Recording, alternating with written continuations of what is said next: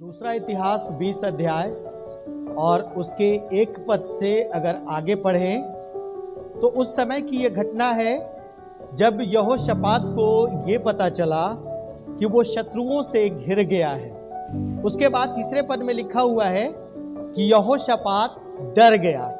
खुदा के लोगों, कई बार जब हम शत्रुओं से घिर जाते हैं तो यह बहुत साधारण सी बात है, डर जाना। कोई भी हो, यहोशापात की जगह पर कोई भी हो, अगर अचानक से उसे ये बात पता चलती है कि वो शत्रुओं से घिर गया है तो जरूर से हर कोई डर जाएगा। और यहाँ पर लिखा हुआ है कि यहोशापात को भी जब मालूम हुआ कि वो शत्रुओं से घिर गया है तो वो डर गया।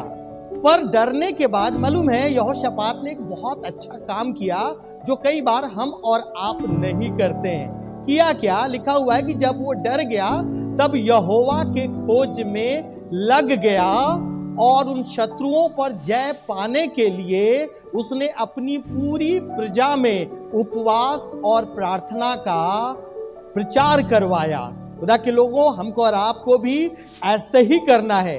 जब शत्रुओं से घिर जाएं, जाहिर सी बात है कई बार हम डर जाते हैं, पर डरने के बाद यहोशापात के समान हमें संसार और संसार की चीजों में ना भाग करके यहोवा की खोज में लग जाना है और प्रार्थना के साथ यहोवा के चरणों में जाना है। और लिखा हुआ है कि जब यहोशापात अपनी पूरी प्रजा के साथ उपवास में हो करके यहोवा के सामने जा करके प्रार्थना करने लगे, फिर यहोवा अपनी रूह में हो करके इनसे बात किया और यहोवा ने इनको रास्ता बताया कि शत्रुओं से कैसे बाहर निकलना है। और परमेश्वर ने कहा अपनी रूह में हो करके, ये लड़ाई तुम्हारी नहीं पर ये लड़ाई मेरी है। तुम युद्ध के मैदान में जाओ और शत्रुओं का सामना करना। और परमेश्वर के कहे के अनुसार यहोशापात और पूरी प्रजा युद्ध के मैदान में खड़े होकर के शत्रुओं के साथ उनका सामना करने लगे। और ना सिर्फ सामना करने लगे